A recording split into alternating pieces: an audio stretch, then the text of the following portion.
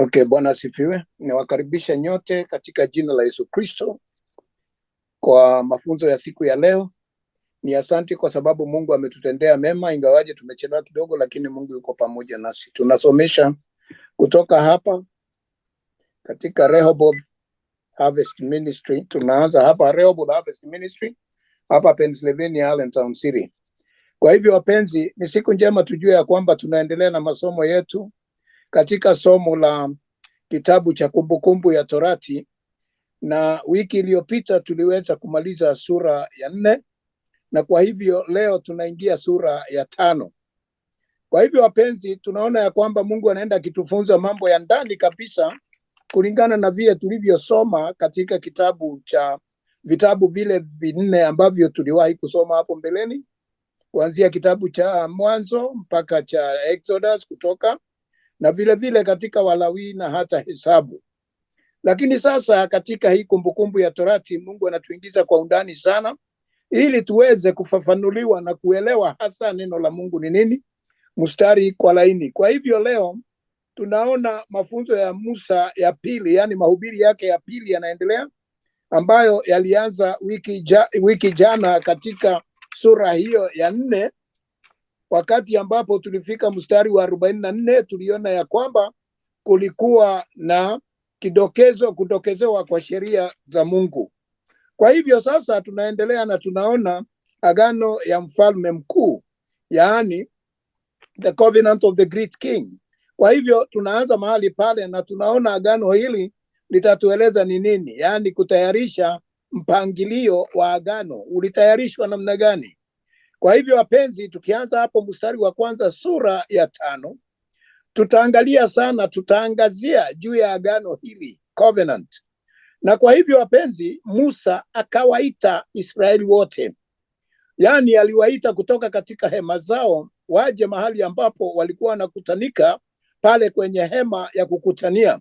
Akawaambia, enyi Israeli, yaani nyinyi mataifa, yaani maana ya Israeli ni Mungu wa mataifa, Israel, Mungu wa mataifa. Kwa hivyo anawaita, enyi Israeli, sikieni amri na hukumu ninenazo masikioni mwenu leo, mpate kujifunza na kuangalia kuzitenda. Kwa hivyo wapenzi, anazirudia sasa. Kumbuka katika kitabu cha Kutoka 20 tuliona vile katika mlima wa Horebu hizi amri zilivyopeanwa na hukumu za Mungu pamoja na sheria.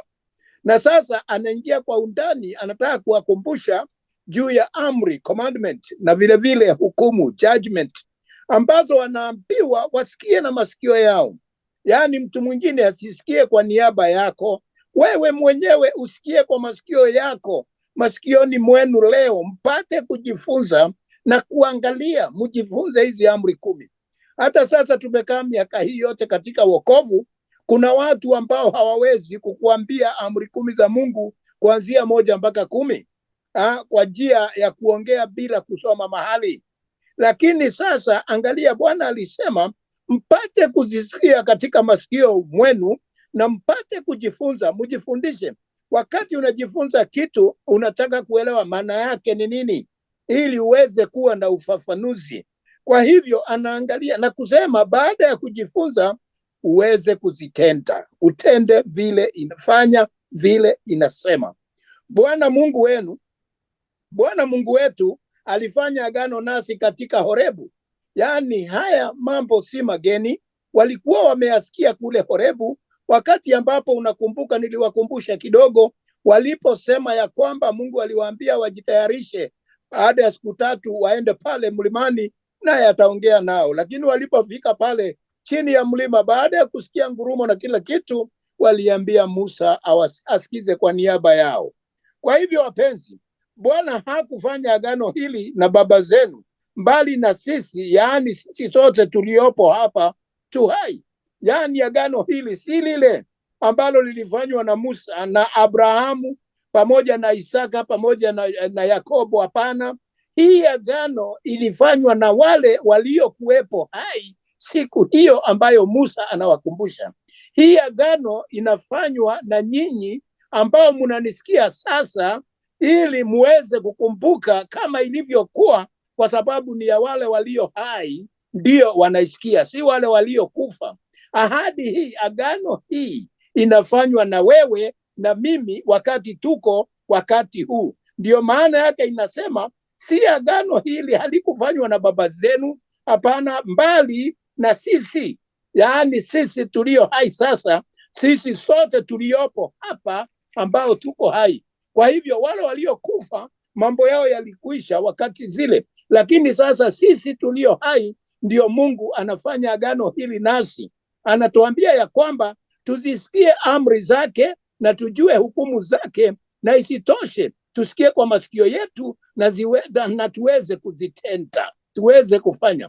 Bwana alisema nanyi uso kwa uso mlimani toka kati ya moto. Yaani wakati ambapo alikuwa juu ya mlima, Bwana alinena nao akiwa mlimani, na aliponena nao alikuwa anatoka ndani ya moto. Mfano wake, unajua ile kitu ambayo inakuwa milima inayolipuka, yani the volcano ile ambayo inalipuka. Angalia wakati moto ule unatoka pale chini, kutoka chini ya ardhi, unakuja na nguvu nyingi sana. Lakini hasa Mungu anataka kutuambia nini? Ukiweza kuangalia wewe na mimi binafsi, anasema ya kwamba wakati nilikuwa motoni, wakati nilikuwa na shida, wakati nilikuwa na mambo yaliyokuwa magumu, yani nikiwa kati ya moto, uso wa Bwana ndipo ulipokuja ndani yangu. Roho wa Bwana ndio alikuja akaniokoa wakati huo. Wakati tunapookoka, Mungu huwa ananena nasi na kututoa katika uharibifu, katika mambo tunayopitia. Hata unaona roho zetu zinakiri ya kwamba kweli sisi ni watenda dhambi, kwa sababu tuko katika moto wa dhambi. Ndio maana unasikia ya kwamba Shetani na wafuasi wake wote wenye dhambi watatupwa kwenye ziwa la moto. Kwa hivyo wapenzi, na tena unajua Mungu ni moto ulao, kwa sababu huo Mungu ni nani alisababisha? Ni nani anausababisha? Mungu ndiye huachilia mambo haya yote. Basi unaambiwa ya kwamba wakati Mungu ananena nawe, ananena na wewe uso kwa uso. Ni wewe unayesikia vile Bwana anavyosema katika maisha yako. Nami angalia hapa sura ya 5 mstari wa 5 huu ambao tunausoma sasa, haukuwepo katika Biblia. Angalia vizuri sana, umewekwa katika bracket. Yaani unatakiwa wewe ufahamu. Anajaribu kukufafanulia jambo hili. Nami wakati ule nalisimama kati ya Bwana na ninyi, ili kuwaonyesha neno la Bwana, maana mliogopa kwa sababu ya ule moto, wala hamkupanda mlimani, naye akasema. Kwa hivyo wapenzi, angalia, hii inatuonyesha ya kwamba hiyo mstari ya 5, Musa anataka kuambia, ijapokuwa mlimuona uso kwa uso, ninyi hamkuweza kumkaribia kwa sababu mlikuwa na shida ya dhambi zenu, hamkuweza kufika na uoga. Kwa hivyo mimi nikiwa Musa nilisimama kati yenu na Mungu, ili nikawa intercessor, nikawa muombezi kwa niaba yenu, ili msije mkamalizwa. Na hapo niliposimama kati, ndio mliweza kulielewa neno, kuwaonyesha neno la Bwana, maana mliogopa. Niliweza kueleza neno la Bwana, maana mliogopa hata hamkuweza kusikia kwa sababu ya ule moto. Mungu ni Mungu wa ajabu. Kwa hivyo nataka hii uelewe kabisa. Ni wasomi waliotafsiri ambao wamekuwa wakiangalia Biblia wanaongeza vitu kama hizo. Nataka uangalie sana. Na maana ya kuweka hiyo sehemu ni kwamba wale hawaelewi sura ya mstari wa 4 waweze kujua hawa watu wote ama kanisa lote huwa halimfikii Bwana, halikuwa linamfikia Bwana nyakati zile, kwa sababu hakukuwa na kanisa, ilikuwa ni dini. Kwa hivyo wapenzi, aliyesimama kati yao, na hii ni mfano wa Kristo. Wakati sasa tunamtafuta Bwana na kutubu dhambi zetu, tuna muombezi kule mbinguni ambaye anasimama kati ya Mungu na sisi ili kututetea. Ndio tunaambiwa tuna intercessor mkuu, tuna muombezi mkuu ambaye huweza kutuombea kwa Bwana tusije tukamalizwa na Bwana. Kwa hivyo wapenzi, nataka uangalie mambo haya kwa undani ili ufahamu ya kwamba Yesu anasimama kati, kwa sababu Musa alikuwa ni mfano wa Kristo nyakati zile, asimame kati ya Mungu na wanadamu walio na dhambi ili wasiweze kumalizwa. Kwa hivyo ndivyo ilivyokuwa wakati ule pale mlimani, wakati Musa anawakumbusha pale karibu Pisiga, anawakumbusha na anawaambia siku hiyo, ijapokuwa mngeenda mumuone Mungu uso kwa uso, hamungeweza kwa sababu ya uoga wenu.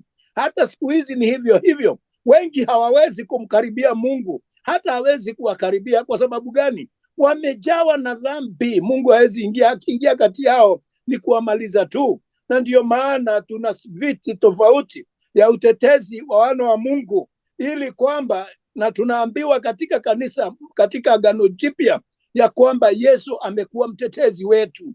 Kwa hivyo wapenzi, ni vizuri mjue hata nyakati zile ili lazimu Musa asimame akiwa mfano wa Kristo, ili watu wasije, taifa la Israeli lisije likamalizwa.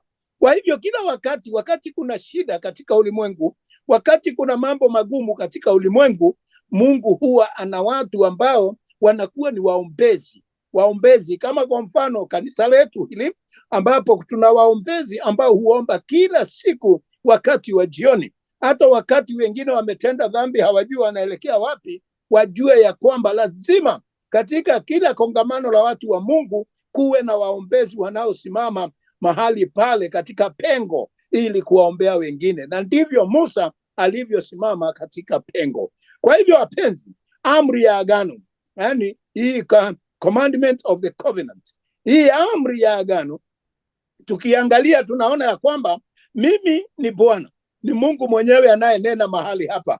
Anasema ya kwamba mimi ni Bwana Mungu wako. Yani hapa uangalie mpenzi, sitaki kuendelea sana kama haujaelewa. Mungu haendi na wingi wa watu, anaongea na mtu binafsi, kwa sababu Mungu anaita mtu kwa wakati wake. Na ndipo unasikia wakati huu, unasikia ya kwamba mimi ni Bwana Mungu wako. Mungu wako wewe unayesikia neno hili, usije ukalinganisha unasema Mungu alituongelesha sisi wote. Hapana, Mungu aliongea na roho yako wewe kama mtu mmoja. Wewe ndio unasikia yale mambo unasikia, wengine hawasikii. Ile sauti ya Bwana inaenena ndani yako, wengine hawasikii. Wewe ndio unasikia vile Mungu anakuambia. Kwa hivyo ikiwa hautafuata amri ya Mungu, ni wewe, sio sisi wote, ni wewe, kulingana na vile ulivyosikia na vile ambavyo umekuwa mtu mtenda dhambi na hautaki kumkaribia Bwana. Niliyekutoa katika nchi ya Misri, katika nyumba ya utumwa. Ni yeye anatutoa katika utumwa, katika nchi ya shida na mashaka na umaskini na hali ya upotovu. Yeye ndiye anatutoa, na anakutoa, anamtoa mtu kibinafsi.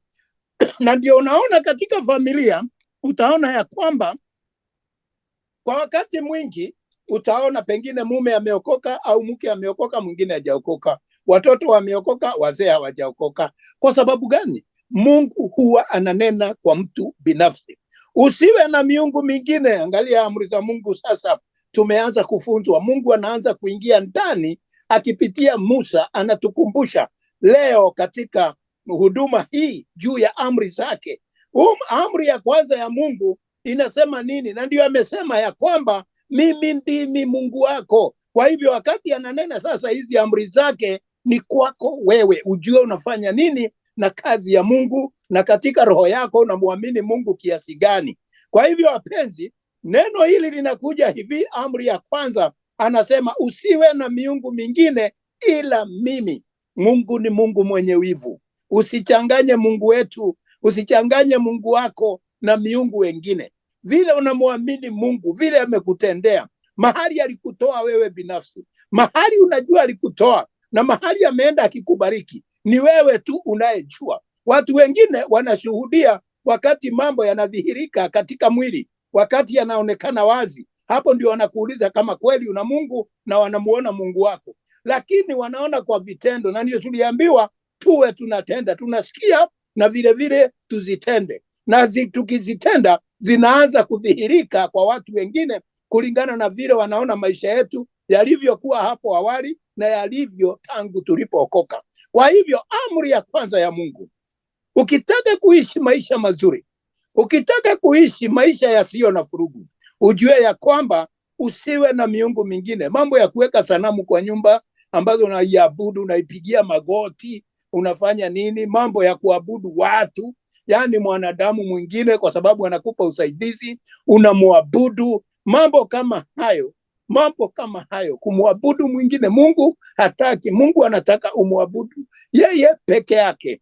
Nimeona hata katika mambo ya siasa, watu wa Kristo unaona wanaenda wakipiga magoti mbele ya marais wa nchi zao, wanapiga magoti mbele ya wakuu ambao wako maofisi fulani. Unaona mtu anaenda napiga magoti. Hapana, neno la Mungu linakataa mambo haya. Mungu anaona jambo hilo ni jambo lisilo nzuri, kwa sababu unaondoa utukufu kwake, unaweka kwa mwanadamu. Na mambo haya yanatendeka sana siku hizi mahali kwingi.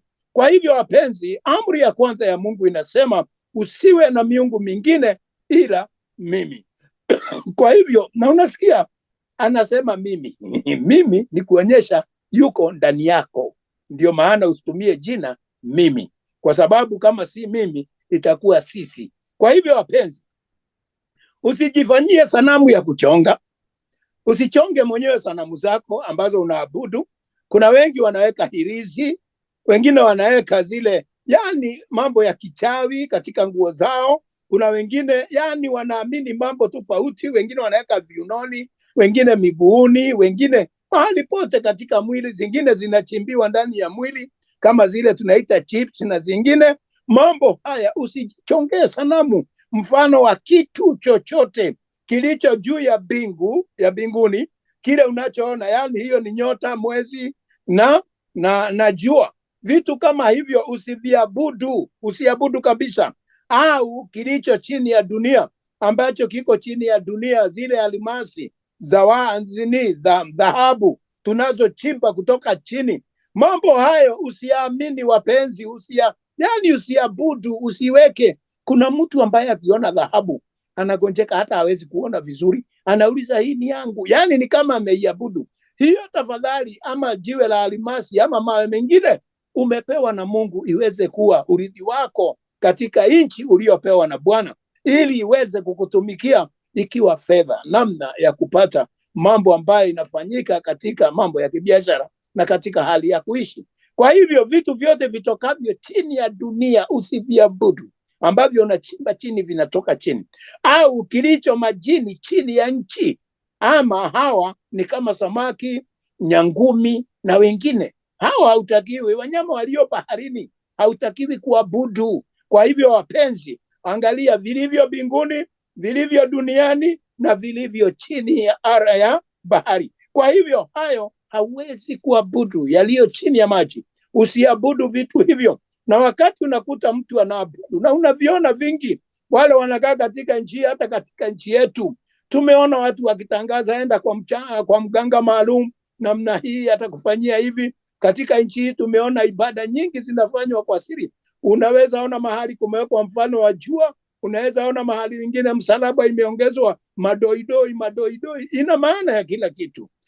Wapenzi, haya mambo tukiangalia maanani kabisa, ina maana yake na sababu zake ambazo mnatakiwa kuzijua na kuziepuka.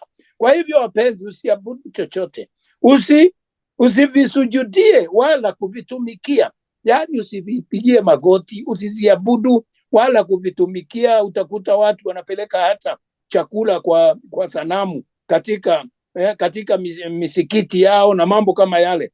Na kuwa mimi Bwana Mungu wako ni Mungu mwenye wivu, na wapatiliza wana wa uovu wa baba zao hata kizazi cha 3 na cha 4 cha wanichukiao. Kwa hivyo wakati unatenda mambo haya, inaleta laana hata kwa familia yako, kuanzia kizazi cha kwanza, cha pili, cha 3 hata cha 4, kama hawatabadilika na waweze kumuona Mungu. Na ndio unaona hapa, nataka kukukumbusha ya kwamba wakati Abrahamu alipojua jinsi babake alivyokuwa akiomba sanamu na wanatengeneza sanamu kule katika Uru wa Kaldei, hapo ndipo aliona hapana, lazima kuwe kuna Mungu ambaye anatupa hekima ya kuweza kutengeneza hizi vitu, kuchonga sanamu hizi. Kwa hivyo alianza kuabudu. Hiyo hekima inatoka wapi? Hiyo nguvu inatoka wapi? Na ndiyo Mungu akamuongeleza yeye binafsi, akamwambia ondoka kati ya watu wenu nami nitakubariki. Na akaachana na mambo ya sanamu,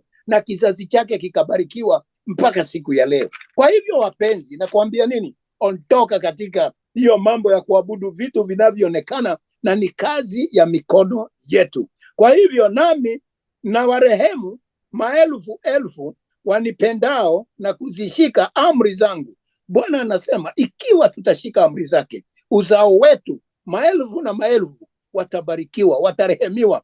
God will have mercy, atakuwa na rehema juu yao kwa sababu wanamwabudu yeye na wivu wake hautawafikia. Wapenzi, tuweni macho sana na tuwe tunasikiza neno la Mungu na kulisoma na kulitenda. Usilitaje amri ya pili, usilitaje jina la Bwana Mungu wako, maana Bwana hata mhesabia kuwa hana hatia mtu alitajaye jina lake bure. Yani hapa usizoe kutaja jina la Mungu ovyo ovyo. Kuna watu excuse me, kuna watu wakisema kitu lazima waape. Ni kuapa haki ya Mungu, haki ya Mungu ndio iko, na ni uongo. Saa ingine anaongea uongo.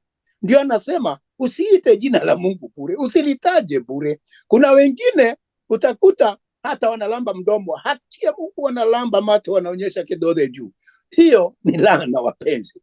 Usijaribu. Wengine uchukua mchanga wanakula, wanauma, anasema nauma mchanga huu, haki ya Mungu. Wengine wanasema kwa marinda ya mama yangu, haki ya Mungu. Unaona mambo haya ya kuapa, achana nayo. Na kuna wengine, nina ushahidi kamili ya mmoja, najua wakati fulani alitenda mambo maovu kwao nyumbani wakiwa watoto namna hii, ndugu zake na dada zake, na wakati walikuja kuulizwa ni nani alitenda hiyo, yani alikula sukari na nini, nani huyu msichana ndiye alikuwa amekula sukari. Wakati waliulizwa na wazazi nani alikula, walisema si mimi, kila mtu si mimi. Na wakati wazazi waliweka kisu kwa moto, wakawaambia kama si wewe ulikula, basi lamba hiyo tuambie si wewe. Huyo msichana alichukua akalamba. Na nyakati zote nilimjua, alama ilikuwa kwa ulimi wake, alichomeka. Kwa sababu gani? Alijaribu kujaribu kuonyesha si yeye, na ni yeye. Wale wengine walikataa, walisema siwezi kulamba moto, na mimi kwa kweli najua sikula, na hawakudhuriwa. Kwa hivyo yule mtu ametenda, anaweza kula chochote. Na kuna wakati fulani tulikuwa naishi kule kwetu mjini, wakati nilikuwa naishi nyumbani, kulikuwa kule Kenya. Kulikuwa na mtu mmoja mganga aliitwa na nitamtaja tu, aliitwa Nuru Abdal, kwa sababu alijulikana sana. Alijulikana, na ikiwa ulikuwa umeiba kitu ya mtu, watu walienda kwake asubuhi na mapema, akawapa kibonge cha mkate meza. Yule atakayenyongwa na huu mkate, huyo ndio mwizi. Kwa hivyo mambo haya ndio Mungu anasema usiape. Wengine kwenda katika kotini, utakuta wakati mwingine anaambiwa chukua hii Biblia uende uape, naye uinue useme ya kwamba si wewe, ambaye maneno utasema ni kweli na ni kweli kabisa. Wewe kama mtu wa Mungu, ikiwa kabisa unamjua Mungu, hauwezi kuapa hata na neno la Mungu unainua namna hii. Hata Mswahili hawachukui, wanaamini ya kwamba wewe ikiwa Kristo anaishi ndani yako, neno unalosema ni kweli na ni amina. Kwa hivyo una uhuru wa kuinua hata mkono useme mimi siwezi hata kuinua Biblia, kwa sababu hiyo ni kuapa na Mungu. Kwa hivyo wapenzi, neno langu liwe kweli, na kama ni kweli liwe kweli namna hiyo. Na unaona imeandikwa katika, nafikiri Mathayo 5 mstari wa 33 34, hapo utaona kama unasema kitu kweli iwe kweli, kama ni uongo sema ni uongo. Hiyo mambo inakwisha. Kwa hivyo, lakini usiape kwa jina la Mungu kwa njia ya uongo. Kwa hivyo wapenzi, ama kudhibitisha ya kwamba unasema ukweli. Kama ni ukweli, unadhibitisha kitu gani? Is the truth, ni ukweli, ishike. Kwa hivyo sasa amri ya 4 na inakuja, inasema usishike siku za Sabato uitakase kama Bwana Mungu wako alivyokuamuru. Siku ya Bwana iweke kati ya zile siku 7, unatakiwa siku moja iwe siku ya Sabato. Wengi wameenda wanasema ni Jumamosi na wanaiweka. Ni sawa, kwa sababu tukisoma katika kitabu cha Warumi 14 tunaona usiwe unapigania kwa sababu ya siku. Siku zote ni za Bwana, lakini tenga siku moja ambayo ni siku ambayo utasimama mbele ya Bwana. Kama Waislamu wanatumia siku ya Ijumaa, utaona watu wa Sabato wanasemaga ni siku ya Jumamosi. Unaona Wakristiano tunasema ni siku ya Jumapili. Unaona wale Warumi, dini ya pagans, walikuwa wanaabudu miungu yao Jumapili ya jua. Mambo kama haya isiwe ndio vita, lakini wewe ujue ni siku gani umetenga kwa sababu ya Bwana. Uiangalie sana siku hiyo. Yaani hata watu kwako nyumbani wasiwe wanafanya kazi, watu umeandika kazi, wape uhuru siku hiyo nao wakaweze kuabudu. lazima uteua siku moja na usipiganie siku. Ninakuambia kwamba hii vita ya siku hiyo ni mambo ya dini tu, ni mambo ya dini. Wameteua Sabato kwa sababu walisikia Jumapili ati ni siku ya Warumi. Sasa vita iko hapo na wanaambiwa mambo ingine. Haya mambo achana naye, siku zote ni za Mungu. Wewe chagua siku zako 6 za kufanya kazi na utenge siku ambayo utaiweka siku ya Bwana na ikae namna hiyo, kwa sababu tukisema siku ya Wayahudi wanafanya ni kuanzia siku ya Ijumaa jioni na kuendelea mpaka siku ya Jumapili asubuhi. Kwa hivyo wapenzi, kila watu wana siku zao ambao wametenga na wakati wao. Nawe tenga siku ya Bwana ambayo itakuwa ni Sabato yako. Siku 6 fanya kazi, ndivyo neno la Mungu linatuambia. Utende mambo yako yote kwa siku 6.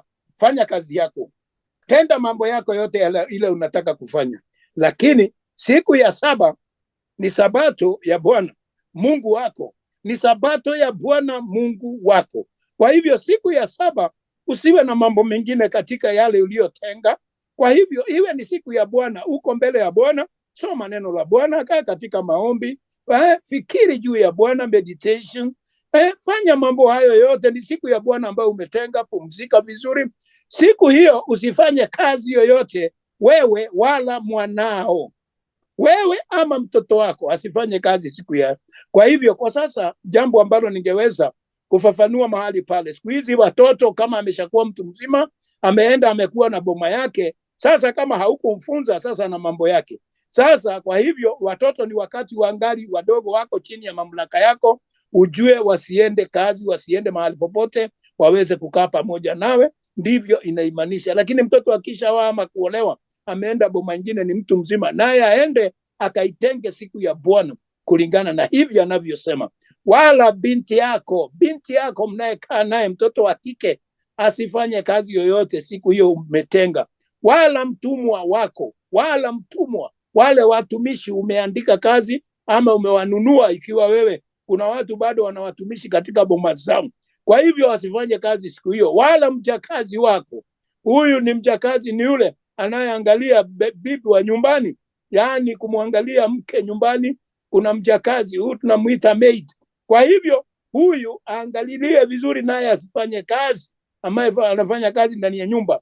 Wala ng'ombe wako. Hapa kwa nini wanaweka ng'ombe? Kwa sababu wengine wanatumia ng'ombe nyakati zile kwa kazi ya kulima, kwenda kulima mashamba na mengineo. Hawakutakiwa kulima siku ya Sabato, ng'ombe apumzike, yule dume anatumika. Lakini siku hizi ni kusema nini?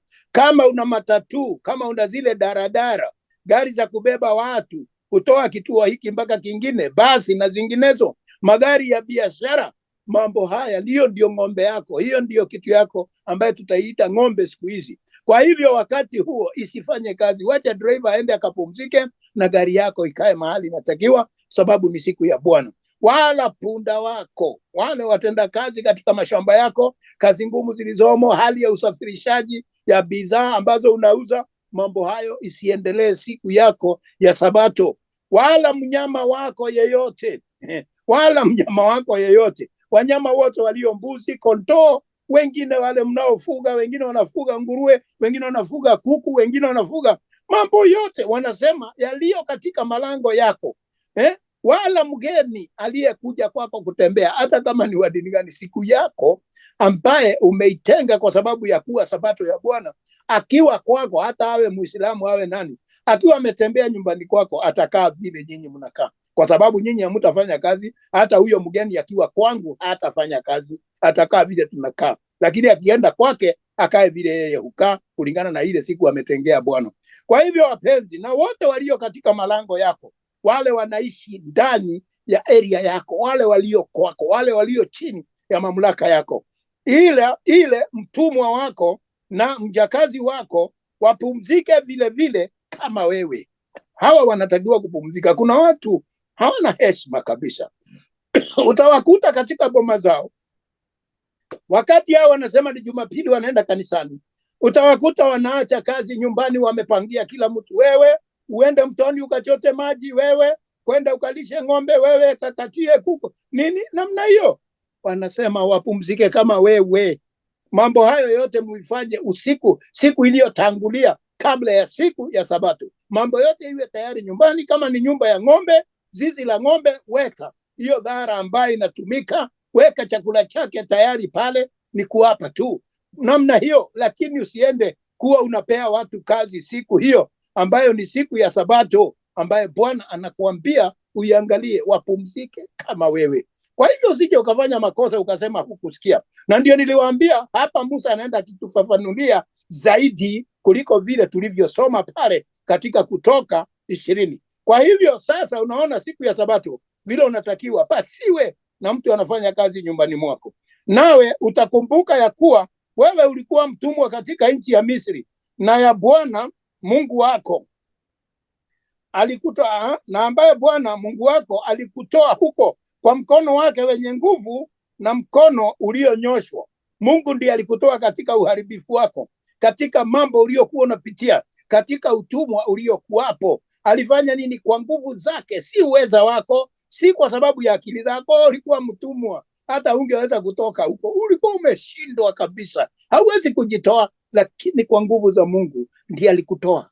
Ulikuwa unajaribu kila wakati, ukifanya ukiokoka hata siku 2 3 tena unaanguka, ukijaribu unashindwa. Lakini wakati Mungu alikutoa kwa nguvu zake, yeye ndiye alikutoa, akanyosha mkono wake akakutoa katika uharibifu. Kwa sababu hiyo Bwana Mungu wako aliamuru ushike Sabato. Kwa hivyo Mungu huyu aliyekutoa katika hizo shida zako akakuleta katika wokovu na uhai, yeye ndiye anaamuru. Anakuamuru ni kulazimisha. Wakati unaamuru unalazimisha, sio kuomba ati tafadhali unaweza fanya hivi. Hapana, kuamuru ni kusema ifanywe hivyo. Kwa hivyo Sabato ni lazima. Kwa hivyo muheshimu amri. Ya 6 hapa ndio hii. Ya 5 ya muheshimu baba yako. Amri ya 5, muheshimu baba yako na mama yako kama Bwana Mungu wako alivyokuamuru.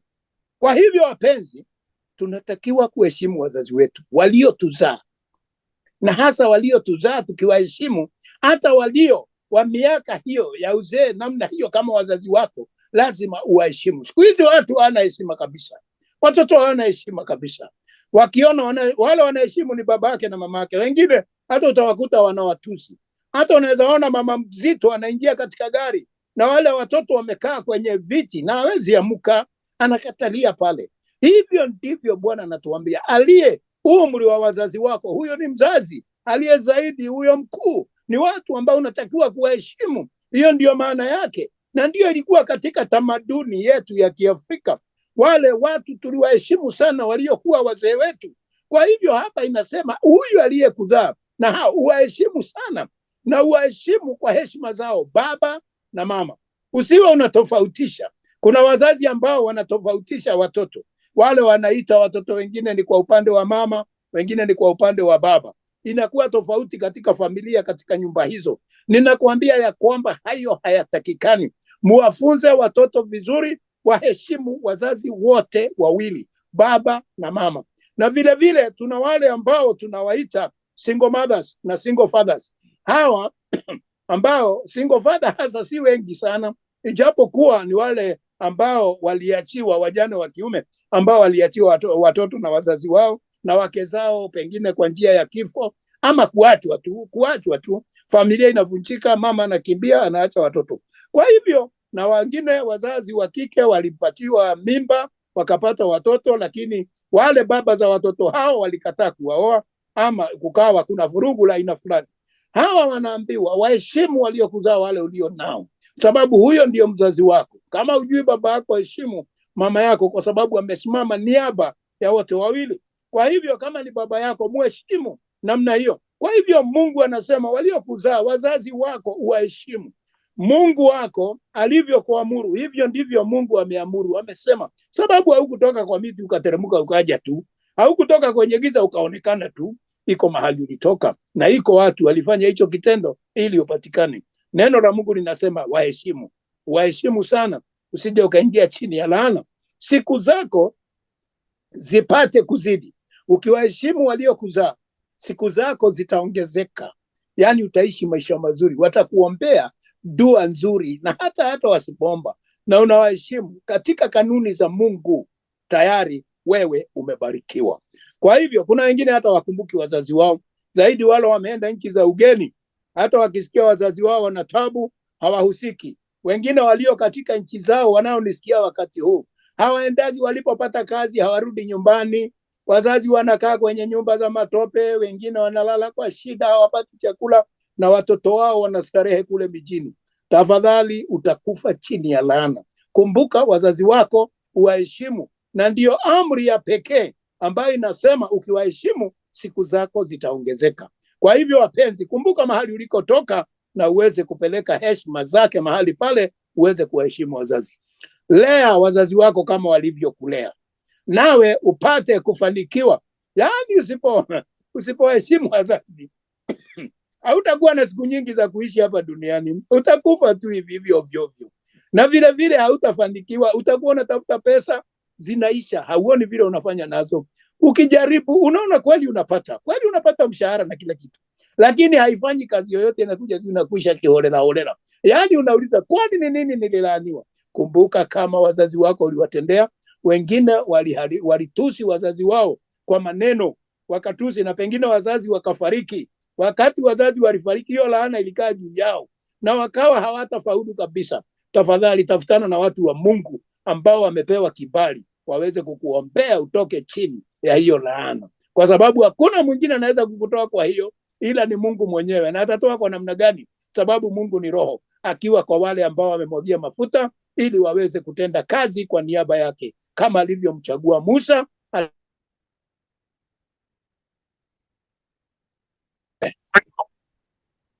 Kwa hivyo wapenzi, ujue ya kwamba wewe uwe namna hiyo, uweze kujua vizuri vile Bwana anavyosema, ili siku zako ziweze kuzidi na vile vile uweze kufanikiwa. Ni kwa sababu lazima uheshimu wazazi wako, wale waliokutunza. Na kuna jambo lingine hapa ningependa kuguzia. Wengine walizaliwa wakatupwa, hawakuweza kuona mama alikufa pengine pale hospitalini akipata huyu mtoto, naye baba yake hakuwepo, pengine mamake alibakwa ama ilikuwa namna hiyo. Huyu mtoto ni yatima, na ni yatima ile hatuiti tu yatima, kwa Kiswahili tunasema yatima kiate. Yani hajui lolote, hakuona mama, hakujua baba, hajui chochote, alilelewa na wengine. Kwa hivyo huyu yatima kiate, huyu yatima kabisa, ni lazima heshimu yule aliyemlea, mama mlezi, baba mlezi, wale waliomchukua wakamlea, hao ndio wazazi wake. Akiwaheshimu na atende mapenzi ya Mungu, hao atabarikiwa kwa sababu yao, kwa sababu hao walimchukua wakati ambapo hakujijua. Mfano wake ni nini? Soma katika kitabu cha Ezekieli 16. Anasema ya kwamba Mungu akasema nilikukuta umezaliwa hukuwa umezaliwa, hakuna yeyote aliyekuwa pale kukuchukua, ulikuwa unagaagaa. Yani aliyekuzaa alikuangusha tu, ukaanguka na damu hiyo ya uzazi na maji yale, unatapakaa pale chini, hauna msaidizi, damu imekujaa. Yeye akakuchukua, akakukata hata kitovu chako, akakulea, akakusafisha, akakulea. Kwa hivyo wapenzi, soma hiyo katika Ezekieli 16 uelewe vizuri. Huyo ni kama yatima kiete, haukuwa na wazazi, hawakukuangalia vizuri. Kwa hivyo wapenzi, yule anayekuangalia, yule amekulea, mheshimu, kwa sababu huyo ndio mzazi wako. Kwa hivyo wapenzi, kwa sababu wale wengine walikuzaa ndio, lakini haukuwajua. Mwingine walikufa, pengine kulikuwa na hatari fulani, kulikuwa na vita katika nchi yenu, kulikuwa na mambo ya tribal clashes. Tuliona watoto wengine mama wanapasuliwa tumbo na panga, wakipasuliwa watoto wanaachwa namna hiyo, wamegaagaa pale, kanalia, kalikuwa kamefika siku, na wanachukuliwa na wengine na wanaishi. Wapenzi, sitaki kuvunjika moyo, lakini nawaambia, angalia wakati wa vita, watoto wengi wanabaki peke yao, wanabaki mayatima, watu wanauana kijinga tu. Kwa hivyo wapenzi, mambo kama haya ambayo yanatendwa na wengine, wanaona ni afadhali kuliko wengine ambao hawaheshimu wanadamu, wengine hawana uweza kabisa. Kwa hivyo wapenzi, ni chungu sana.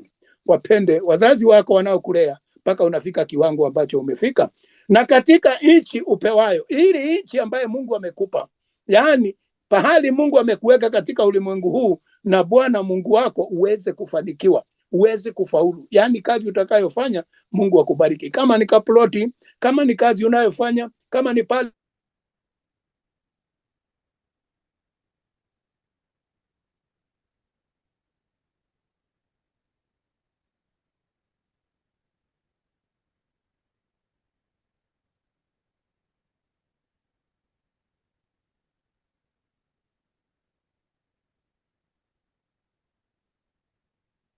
Unaona, ili uweze kukaa vizuri, ili uweze kuwa mtu wa maana katika mahali ambapo Mungu amekupa, tafadhali waheshimu wazazi wako. Amri ya 6 inasema usiue. Usiue. Ni vibaya kuua mtu kiroho, ni vibaya kuua mtu hata kwa mwili.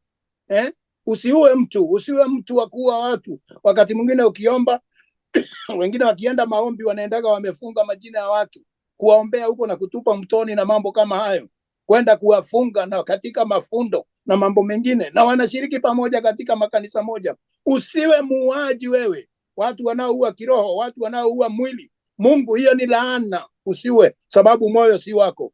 Wala usizini. Amri ya 7, usizini. Mambo ya kwenda na huyu, kwenda na huyu, mambo ya ngono, huyu unabadilisha kama vitabu unavyosoma.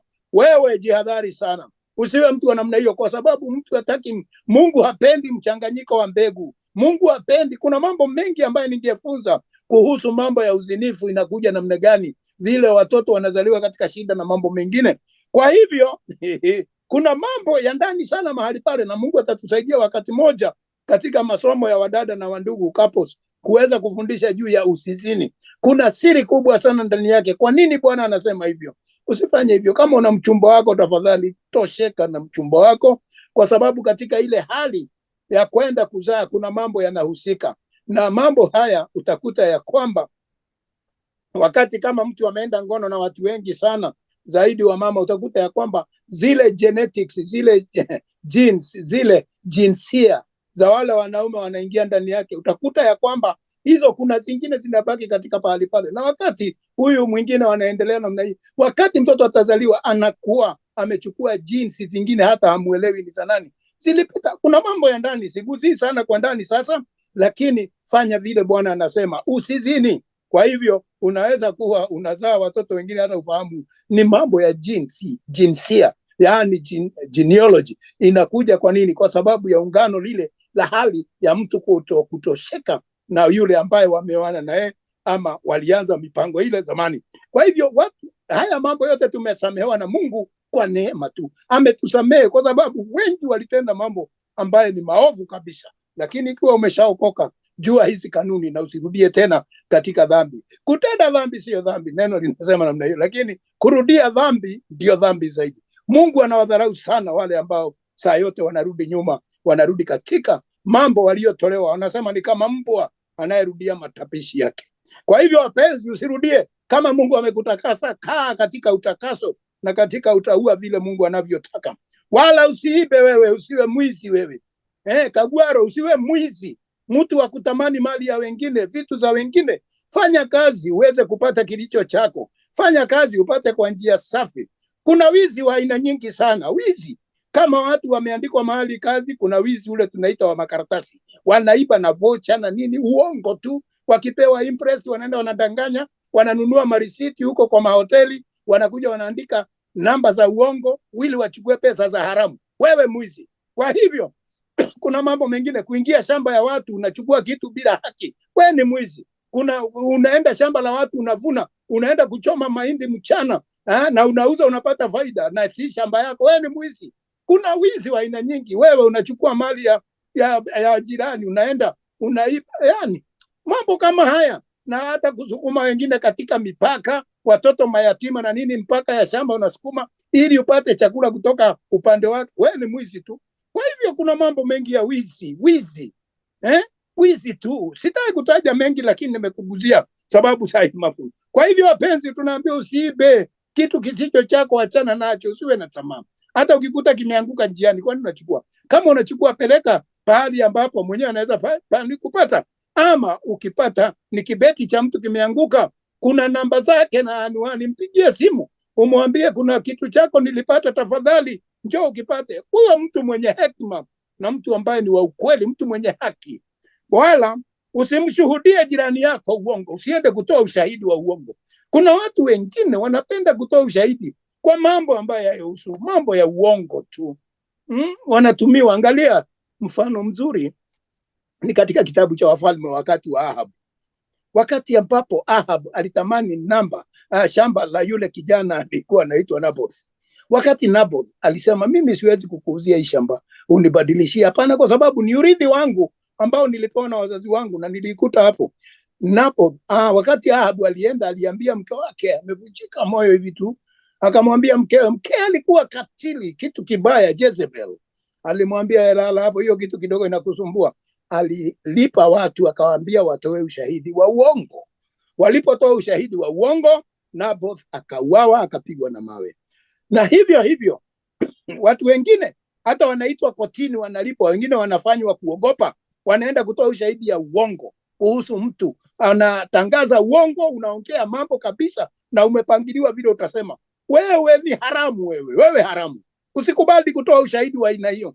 Wewe sema kile umeona na kile hujaona, wachana naye. Usiende kutoa, usiwe mtu wa kutoa ushuhuda wa uongo. Usishuhudie jirani yako uongo, kwenda kudanganya na mambo mengi. Ningeweza kuongeza mengi tu, lakini usitoe ushahidi wa uongo. Usiongee uongo juu ya jirani yako kwa sababu ya kumdharau. Hapana, ongeaga ukweli wakati wote, kwa sababu ukisema uongo juu ya jirani yako, kwa kweli wewe uko chini ya hukumu. Wala usimtamani mke wa jirani yako. Achana na wake wa watu. Watu wengi siku hizi mimi nilifanya kazi kwa maofisi kadhaa zamani zangu, na hata sasa bado tunafanya na watu, na watu wana tabia mbaya wasiokoka. Hata wengine wameokoka, tabia zao ni mbovu tu, ni mbaya. Wake za watu, twende lunch, twende wapi. Hizi lunch unasikia kuna mambo mengi yanaendelea. Watu wanakaa kama kuku. Tabia zao ni mbaya tu. Mungu ndio ananena juu yake, wala usitamani mke wa jirani. Na hasa yule anayelaniwa hapa sana ni mume. Ndio unaona usitamani mke, hajasema usitamani mume wenyewe. Hapana, zaidi ni waume ambao ndio huleta hii sababisho mbaya. Kwa hivyo unaambiwa tafadhali tosheka na ile yako. Na wewe kama ni bachelor, wewe kama ni kapera haujaoa, tafadhali oa uweze kutulia. Usitamani kisicho chako, wala usitamani nyumba ya jirani yako. Ukiona jirani yako anaishi vizuri, ameweza, haujui mahali alianza, haujui anatoa usaidizi wapi, haujui Mungu amembariki kwa njia gani, usiwe mwenye tamaa. Kuna wengine wakienda waone viti vya sofa, tumba na vitu vingine, wanatamani hata katika boma zao, hawawapi waume zao amani. Nataka iwe kama fulani, kama ni nguo, kama ni nini. Mambo haya wachana naye. Tosheka na kile Mungu amewapa na uombe Mungu akuzidishie na akupanulie mipaka yako. Wala usitamani shamba la mwingine, shamba la jirani yako usitamani na nini. Unaweza ona shamba mumepakana na mpaka tu peke yake, lakini shamba la huyu linamea vizuri, chakula ni kizuri sana, na yako chakula zinakauka. Ujiulize ni nini? Unajua kuna watu wamelaaniwa na mchanga, hata akijaribu kulima haitoi kitu. Mahindi zinakuwa half mast, tunakuwa tu mahindi tufupi, na za wengine zimesimama, zimezaa 2, 3, 4 namna hiyo. Mtu hulaaniwa na mchanga, na ukijua umelaaniwa na mchanga mahali fulani unafanya na haifaulu, ama enda ukatafute mahali utabarikiwa na mchanga. Enda tafuta sehemu yako. Kwa hivyo wapenzi, hapa sitaingia sana kwa mchanga. Kuna siri katika mchanga. Kuna wengine mchanga iliyewaumba si ya hapo, ni ya jangwani. Kuna wengine waliumbwa na mchanga ya mlimani. Kuna wengine waliumbwa na mchanga ya kutoka kwenye dhahabu. Kuna wengine ya almasi. Watu namna hiyo, kila mtu ana mchanga ule unambariki. Kuna wengine miungu yao, yaani wazazi wao waliokufa, uzao wao ni unalaana katika huo mchanga mahali fulani. Kuna wazazi wanakufa, wanasema huu mchanga usiuzwe, hii shamba msiuze, na ukiuza tu kidogo, kuanzia hapo umaskini yako inaanzia pale pale. Ila unaweza uza hapa ununue mchanga mahali pale. Kwa hivyo bado uko katika ile salama ya kubarikiwa na mchanga. Kwa hivyo wapenzi, muangalie sana, na wewe mwenyewe ulitoka kwenye mchanga. Kwa hivyo wakati mchanga unakulaani, kuna shida ndani yako. Na ndipo tunaambiwa katika kitabu cha Mwanzo 3, Mungu akamwambia Adamu, mchanga umelaaniwa kwa sababu yako, ardhi imelaaniwa kwa sababu yako wewe, kwa sababu ya dhambi. Dhambi ndio ufanye mchanga ulaniwe. Na kuna wengine wapenzi, mfano kidogo tu, pengine umekaa nchi yenu, unajaribu mahali ulizaliwa, unajaribu au faulu, unajaribu au faulu, na ukitoka uende mahali pengine, Mungu anakubariki. Kwa hivyo kuna wengine, hata sisi, hata mimi Nikiwa kwetu Kenya sikuweza, najaribu kutafuta kaploti tu ka 50 by 100. Hakuna kitu kingine, najaribu kujenga, haiwezekani, nanunua vitu za kujenga zinaibiwa. Kwa hivyo wapenzi, nikajua hapa kuna shida, lakini wakati mmoja Mungu akaniondoa akanipeleka mahali pengine. Wakati amenipeleka mahali pengine, niliweza kujiruhusu, niliweza kukaa vizuri, niliweza hata kujenga, niliweza hata kufanya mambo mengine, kwa sababu kuna wakati Mungu anakuondoa mahali na wengine wanakatalia hapo, hawataki kutoka. Ukikaa hapo unakaa chini ya laana, unaishia pale. Kwa hivyo tafadhali sikiza sauti ya Bwana. Abrahamu alikuwa amelaaniwa katika nchi ya kuchonga miungu ya mifano ya sanamu. Akaambiwa, toka uende, mimi nitakubariki. Akakubali kutoka, akatii kwenda, alibarikiwa. Mpaka leo tunaongea juu yake. Hata na wewe vile vile unaweza barikiwa. Kama umekaa mahali umesumbuka, hauna namna, tafadhali ondoka, hama, enda tafuta mahali pengine, mahali ambapo labda baraka zako zipo. Kwa hivyo kuna mambo mengi katika siri katika huu ulimwengu tunamoishi. Kwa hivyo wapenzi, wala mtumwa wako, usitamani shamba la wenyewe, usitamani vile vile mtumwa wake. Usitamani mtumwa wa jirani yako, ati anafanya kazi mzuri umtolee fujo, umfanyie nini ili afukuzwe ili wewe muandike kazi. Hapana, wacha hizo tamaa. Wala mjakazi yule anafanya kazi ya upishi ndani ya nyumba, wala hawa wajakazi wanaoangalia mambo hayo nyumbani, usiwatamani tafadhali wa mwenzio. Wala ng'ombe, ng'ombe wa jirani amenona, amekuwa mzuri, analishwa vizuri, anatoa maziwa mengi bana, ama ile biashara, ng'ombe ya yule jirani yako biashara yake inafanya vizuri, wao unaanza kuitamani, hata unaenda kwa na kabwere usiku kwenda kutafuta uchawi na kwenda kumwaga milangoni yao na mambo kama hayo. Acha fitina nani, acha tamaa zako mbaya. Hauwezi fanya kitu kama yule mtu ana Mungu. Hata ukijaribu namna gani, shida itazidi kuongezeka boma yako. Wala punda wake, yani jinsi anavyofanya kazi vile anaweza amefaulu katika maisha. Wacha tamaa zako, wewe fanya laini yako. Wala kitu chochote alicho nacho jirani yako usitamani. Usitamani kabisa vitu vya jirani yako, usiwe na tamaa hiyo. Wewe uwe mtu ambaye unategemea kilicho chako. Kwa hivyo wapenzi, kwa leo tutakoma hapo. Usimame vizuri na kile ambacho Mungu amekupa. Amri za Mungu hizo 10 umeziona vizuri, ambazo tumerudiwa vizuri na tumeelezwa kinagaubaga. Kwa hivyo wapenzi, usiwe mtu wa tamaa, usiwe mtu wa kutamani kisicho chako. Usitamani nyumba ya mwenzio na mali zake. Kwa hivyo tutaendelea wiki ijao. Hii itakuwa ni 5A ambapo tumefika mahali pale, na tutaendelea juma lijalo ili tuweze kumalizia sura hii ya 5.